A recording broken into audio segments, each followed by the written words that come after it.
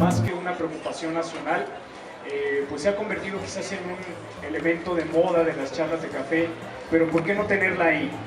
Circunstancia que viene a colación en una presentación literaria, primero porque tiene que ser así, que todo evento en donde el público se dé cita, tiene que repudiarse aquellos hechos que nos mueven y que nos consternan, haciendo notar también la indiferencia y la pretensión de aquellos que no lo hacen.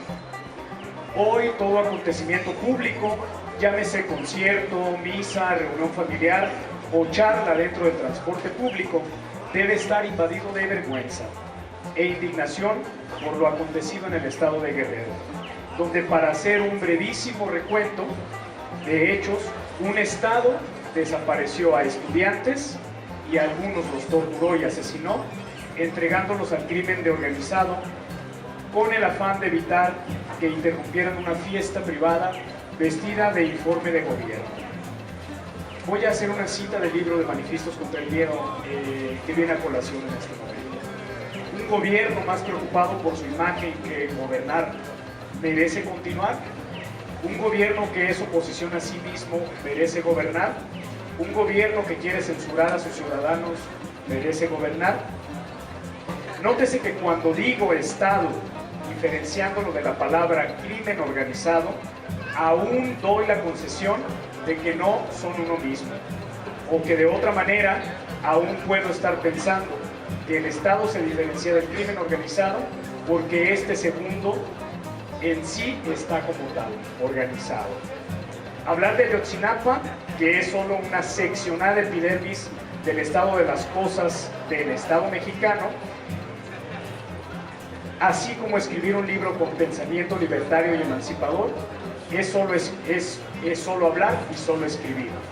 Sin embargo, esparcir las ideas a través del habla y de lo escrito, discutir sobre lo que se escribe y sobre lo que se habla en un sentido de búsqueda, es el inicio de una búsqueda también por mejorar el estado de las cosas. Es parte de una búsqueda de emancipación.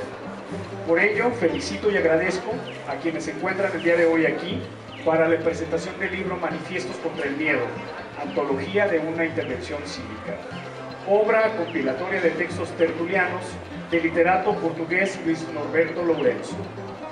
En esta presentación propongo el desarrollo de un texto breve donde se irán imbricando, como ya lo vieron, fragmentos de la lectura de la obra que ilustrarán lo que se vendrá diciendo. Su desarrollo responde a las siguientes preguntas. ¿Qué es ante nosotros Manifiestos contra el Miedo, antología de una intervención cívica? ¿Quiénes somos nosotros o quiénes podríamos ser ante la obra? ¿Qué es el autor o quién podría ser ante su propia obra? ¿Y qué hace este libro en la quinta edición de la Feria del Libro Nuevo y Usado de Guadalajara? Las respuestas no se darán a manera de cuestionario, obviamente, sino en forma de propuesta, en donde buscaremos escapar del punto de inflexión hacia el de la posibilidad de mirar una obra que se presenta y sobre todo se representa ante nosotros, suponiendo las razones del pensamiento de su autor, la de mirarnos a nosotros mismos ante ella y la de suponer el por qué esta obra está siendo ofrecida ante los lectores en una feria de libro como esta y no como otras. Pregunta 1 es claro, si es reír, criticar, indignarse ante la tomadura de pelo, si es necesario subvertir y publicar clandestinamente. Mi discurso lo inicié trayendo a colación la muerte de unos y desaparición de otros, estudiantes normalistas en el estado de Guerrero, y planteaba que esta es apenas una disección de una guerra contra el crimen organizado que se mezcla de manera confusa y sospechosa, dejando secuelas profundas en la sociedad civil, que a poco parece salir de su letargo, de su miedo y de su estupidez autoinducida. Pues Manifiestos contra el Miedo, de la misma manera, representa una obra que invita a la palabra y a la acción. Estamos ante un libro creativo que retrata en artículos de opinión de un autor involucrado en la búsqueda civilizadora de manera permanente. Un libro que compila en forma de antología los bordes de la cotidianidad desde una perspectiva del análisis y de una decidida conciencia social. Quieren un pueblo ignorante, inculto, acrítico, manipulable y apolítico, dice Luis en su libro. Muchas gracias, Miguel, por tu presentación. Miguel es de las personas que conocí que más me agradó conocer en los últimos años, y explico por qué. No soy por tu persona, pero de aquellas personas que le piden una cosa, que dice que sí, que dice rápido y que lo entrega con calidad. O sea, eso fue muy importante a la hora de hacer el libro, porque pedí varias aportaciones para el libro, varios planes, y algunas dijeron que no, otras dijeron que sí, pero no llegó, otras y retrasaron el libro, y otras, como Miguel, diciendo que sí, y ya está. Así, rápido.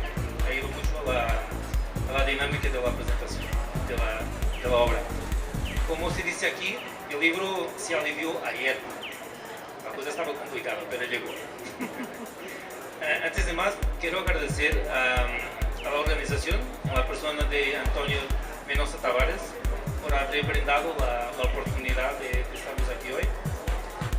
El libro no es un libro antiguo, como decían, no es un libro usado todavía, espero que lo use mucho.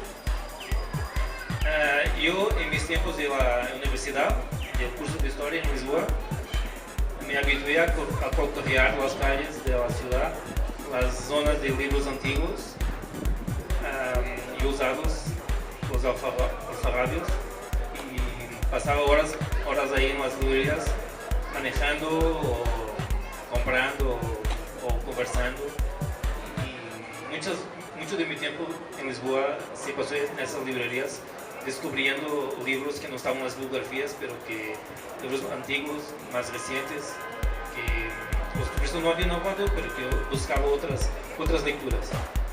Este libro, antes de más, tengo que agradecer a las personas que aportaron mucho a la obra.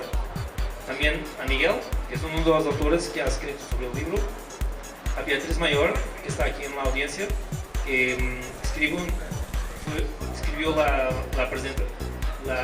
el prólogo a la segunda edición, presentó el libro en la FIL hace 2 años, y también en la Casa del Mezquite. Tiene 2 textos aquí en el libro. Agradecer el prólogo a Joaquín Manuel Fernández Brigas, que fue mi profesor en el posgrado de bibliotecas.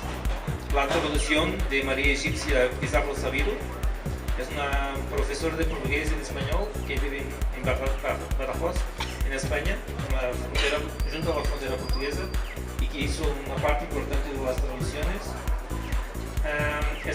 Esta bella imagen que está en la portada es una estatua de mi ciudad, es un símbolo, y ya que el libro mitad de los textos aún de mi ciudad, tenía sentido escoger una imagen. Miguel Ángel Díaz Delgado, conmigo, Teresa Sacoto, y hay además de la traducción de muchos textos, hay 3 otras colaboraciones a nivel de la traducción que trabajaron en función de la segunda edición, que es Ana Luisa Esparza Molina, también Beatriz Mayor Serrano y Pascual Martín Ruiz. Este libro tiene una historia, se escribe en 4 capítulos. Esta es la edición portuguesa. Tiene 216 páginas, tiene 99 textos, y esta edición es menos que esto y es más que esto, paso a explicar. Esta edición se presentó en la FIL en 2012. Como el libro estaba en portugués, no tendría sentido llegar con el libro apenas en portugués. Yo quería presentar el libro en Salamanca y en Cáceres, en España, y tenía 2 presentaciones pensadas en México. Una en la FIL hace 2 años y otra en la Casa del Mezquite una semana después. Entonces pensé para esos eventos, yo me comporto en México como me comporto en mi país.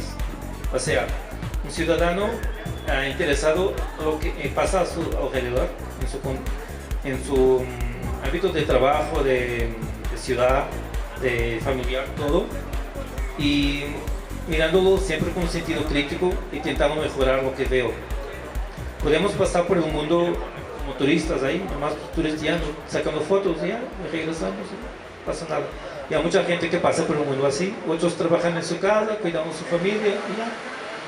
No ven la importancia de intervenir de ninguna otra forma, ¿no? Yo siempre que impartí clases en mi país, en varios sitios distintos, siempre me procuré conocer los sitios, conocer las ciudades donde estaba, comprar la prensa local, saber qué se defendía, qué problemas había, igual en España o aquí en México. En los primeros días que estuve en México, leí todos los periódicos que existen en el país, por menos que se vendan aquí en Guadalajara. Curiosioné ahí las revistas, intenté saberlo y así mismo escojo, ¿no? Ahora tengo mis periódicos de audición, o mis revistas de audición. Conozco la ciudad mejor que muchas personas que están aquí hace muchos años porque son tapatíos. ¿Por qué? Porque me gusta saber, conocer el medio donde estoy y intervenir sobre él. Ah, porque es extranjero, no puedes hablar. Y yo les contesto, no dejo de ser ciudadano, no crucé el Atlántico y dejé de ser demócrata, ¿eh? Por eso. Tienen que aguantarme como en sentido crítico. Por lo que escuché, que en muchos casos la sociedad tiene que cambiar para que pueda, más bien que las personas tengan que darse cuenta de lo que está pasando y poder cambiar a su sociedad en el sentido de que hagan algo para que, como usted dice, que cambie el gobierno.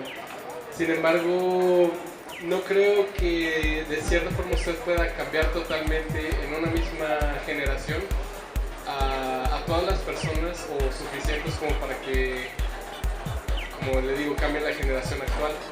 ¿Qué piensa acerca de eso? Gracias, Alex. Podías haber hecho la pregunta en portugués, pero bueno.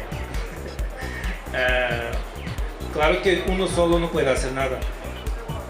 Dependiendo de la notoriedad que tiene, podrá hacer un poquito más o un poquito menos. Pero uno solo no puede hacer nada, pero puede aportar algo. Y si uno aporta algo, se puede juntar a otros que van a aportar más.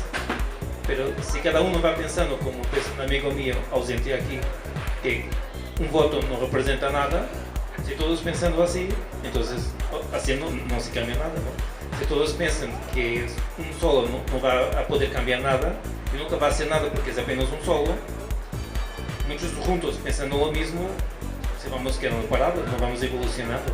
Yo acostumbro decir que varias utopías, que fueron utopías ao longo de no recorrido de la historia, dejaron de serlo porque mientras tanto, pasando muchas generaciones, en algunos casos pasando siglos, esas utopías dejaron de ser utopías y hoy felizmente son realidades, ¿no? Pero para eso tuvo que pasar mucho tiempo, mucha gente tuvo que morir, tuvo que sufrir, muchas cosas malas tuvieron que pasar, pero más tarde o temprano esas cosas acaban por felizmente ganarse, ¿no? ¿Cuántos años tuvieron que pasar para que la esclavitud acabase, no? ¿Cuántos años tuvieron que escapar pasar para que la mujer pudiera votar? ¿Cuántos años tuvieron que pasar para que los trabajadores tuvieran derecho a su subsidio de vacaciones, al derecho a huelga? Hay muchísimos derechos que hoy tenemos, ¿no? Y algunos que nos están intentando retirar. Y tenemos que luchar para que eso nos siga pasando, ¿no? No podemos estar perdiendo el derecho, ¿no? La onda es conseguir más, no estar perdiendo lo que tenemos, ¿no?